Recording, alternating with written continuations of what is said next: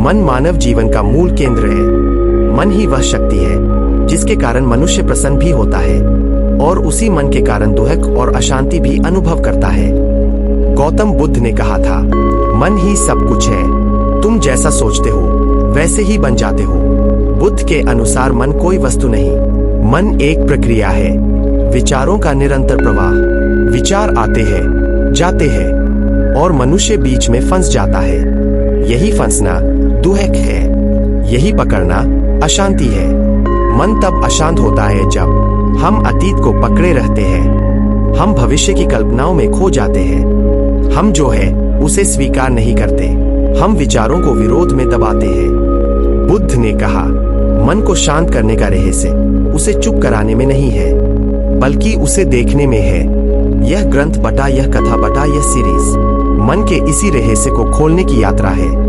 यह मन के नेचर, उसकी रचना, उसकी लेयर्स, भावनाओं की जड़, विचारों की गति और शांति तक पहुंचने के मार्ग सबको बुद्धिस्ट दृष्टिकोण से खोलकर रखती है।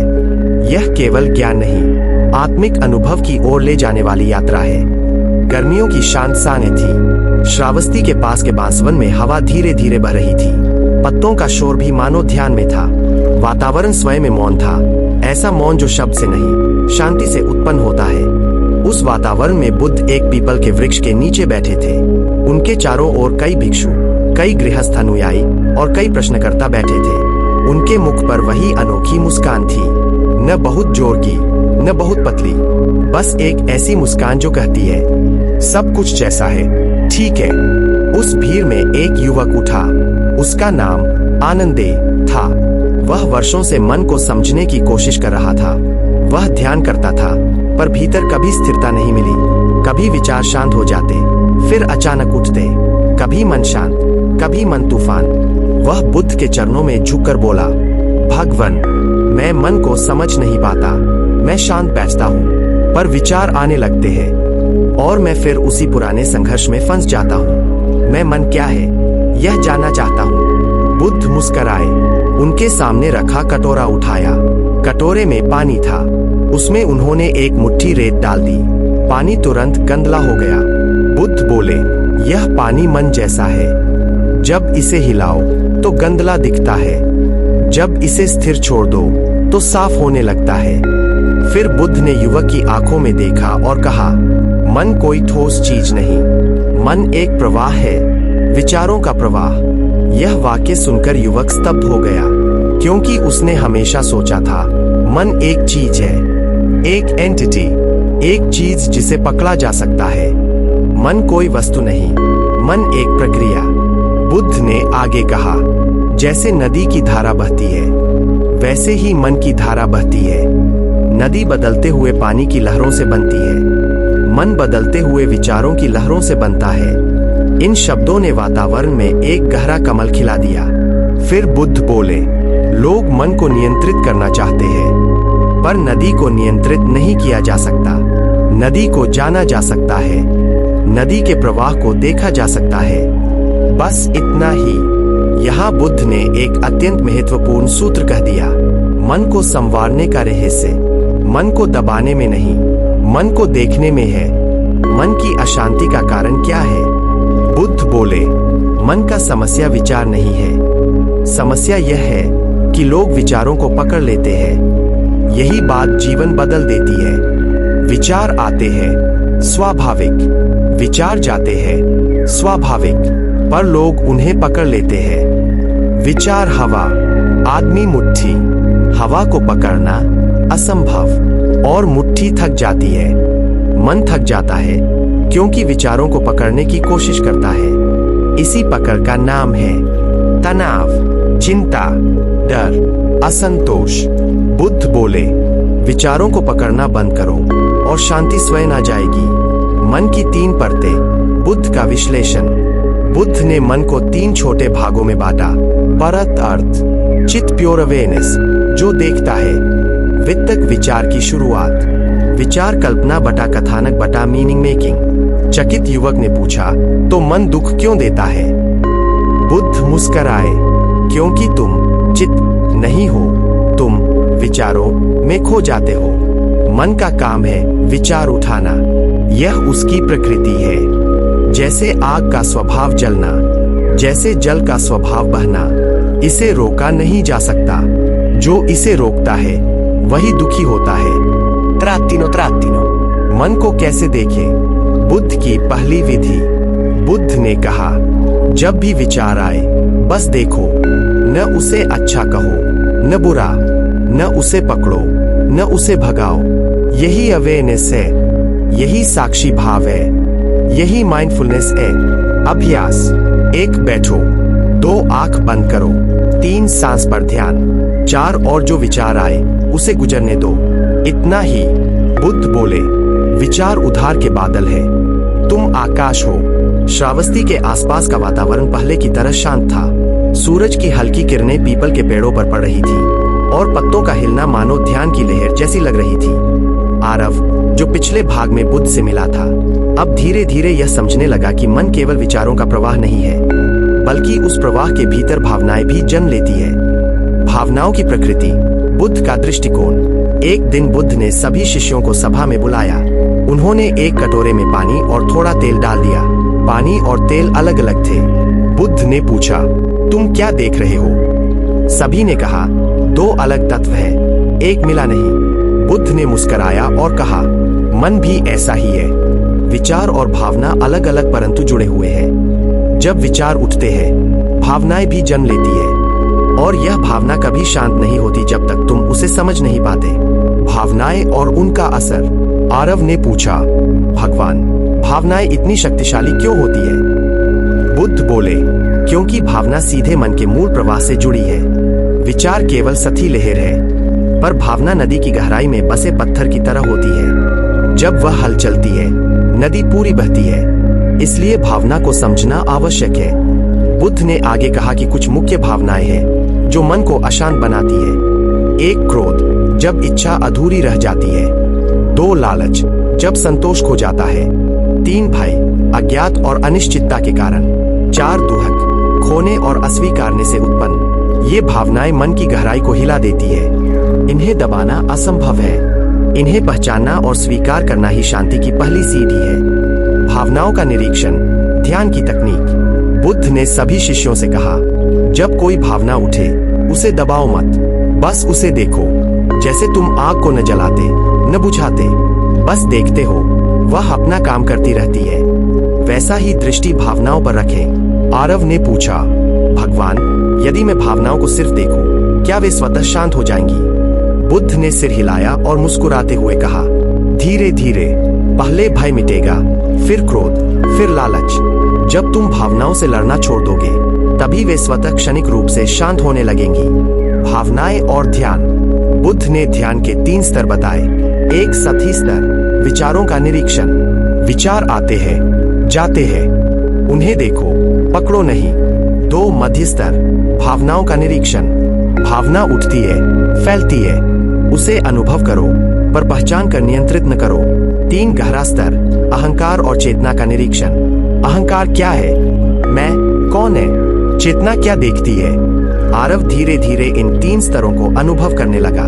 पहले विचारों की लहरें उसे परेशान करती थीं, फिर भावनाएं गहरी उठती, क्रोध, भय, लालच, दुहक। पर अब उसने उन्हें केवल देखा और महसूस किया कि वे स्थायी नहीं है। भावनाओं और निर्णय की कला। बुद्ध ने कहा, मन की अशांति केवल इसलिए नहीं है कि विचार आते हैं, बल्कि इसलिए है कि तुम भावनाओं के अनुसार तुरंत निर्णय लेने लगते हो। क्रोध में निर्णय लेना, भय में निर्णय लेना, लालच में निर्णय लेना, यह तुम्हें और अशांत करता है। आरव ने महसूस किया कि उसकी कई समस्याएं, गुस्सा, दुख, चिंता सिर्फ इसलिए बढ़ती थीं क्योंकि वह भावनाओं को नियंत्रण मानकर प्रतिक्रिया करता था। बुद्ध ने समझाया कि साक्षी भाव यही है। भावनाएं आती है, देखो, प्रतिक्रिया मत करो। जब तुम प्रतिक्रिया छोड़ दोगे, मन स्वतः शांत होगा। करुणा और भावनाएं। बुद्ध ने कहा कि एक और तरीका है भावनाओं को शांत करने का, करुणा, कंपैशन। जब तुम केवल अपने भावनाओं में फंसते हो, तब मन अशांत होता है, पर जब तुम दूसरों के दुहक को समझते हो, तब स्वयं की भावनाएं हल्की होने लगती है। करुणा मन को शांति देती है। आरव ने महसूस किया कि जब उसने गांव में किसी गरीब या दुखी व्यक्ति की मदद की, तो उसके भीतर का भय और लालच स्वतः घट गया। यह अनुभव उसके लिए नया था। बुद्ध ने इसे स्पष्ट किया, मन की अशांति केवल तुम्हारे भीतर नहीं है, वह उस दृष्टि से भी आती है जिसमें तुम स्वयं को और दूसरों को देखते हो।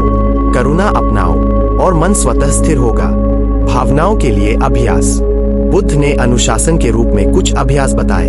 1 सांस पर ध्यान। भावना उठते ही गहरी सांस लो, महसूस करो पर प्रतिक्रिया मत करो। 2 भावना का नामकरण। यह क्रोध है, यह भय है, यह लालच है। नामकरण से मन उसे अलग देख पाता है।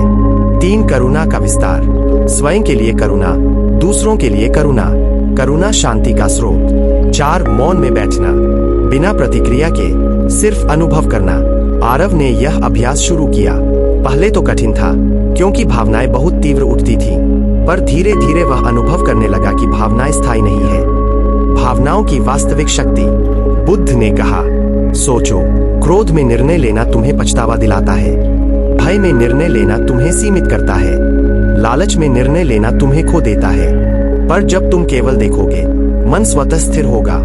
इस शब्द ने आरव को अंदर तक झकझोर दिया। उसे लगा कि यही असली ज्ञान है, मन की गहराई तक जाना और प्रतिक्रिया की जंजीरों से मुक्त होना। श्रावस्ती के विहार में एक हल्का सा शांति का लहर सा चल रहा था। आरव अब कई दिन से बुद्ध के साथ बैठकर ध्यान और भावनाओं के अभ्यास में जुटा था। उसने देखा कि विचार और भावनाएं स्थिर होने लगी है, लेकिन एक गहरी परत अभी भी अशांत रहती थी, अहंकार। बुद्ध ने आरव को देखा और मुस्कुराते हुए कहा, आरव, अब तुम्हारा मन पहले की तुलना में शांत है, पर मन की सबसे गहरी परत अभी भी तुम्हें उलझाए रखती है। यह परत है अहंकार। आरव ने थोड़ी देर सोचा और पूछा, भगवान, अहंकार क्या है? क्या यह मन का हिस्सा है या कुछ अलग? बुद्ध ने समझाया, अहंकार वह प्रवाह है जो खुद को मैं के रूप में पहचानता है। यह सोचता है, मैं हूँ, मेरे लिए, मेरा अधिकार। यही अहंकार है जो विचार और भावनाओं को और गहरा बनाता है। अहंकार की प्रकृति। बुद्ध ने कहा कि अहंकार 3 मुख्य रूपों में प्रकट होता है। 1 स्वाभिमान, अपनी उपलब्धियों पर गर्व। 2 अपमान सहने की असहिष्णुता, दूसरों की आलोचना से क्रोध। 3 अधिकार की भावना, मुझे यह चाहिए, मुझे यह मिलता है। जब अहंकार सक्रिय होता है, मन अपनी वास्तविक प्रवृत्ति से विचलित हो जाता है। यही अशांति की सबसे गहरी जड़ है। आरव ने ध्यान से सुना। उसे याद आया कि कई बार उसके क्रोध और भय की जड़ केवल अहंकार था। उसे यह एहसास हुआ कि यदि अहंकार को समझ लिया जाए तो मन की शांति और गहरी हो सकती है। चेतना का निरीक्षण। बुद्ध ने आरव को आगे बढ़ाया।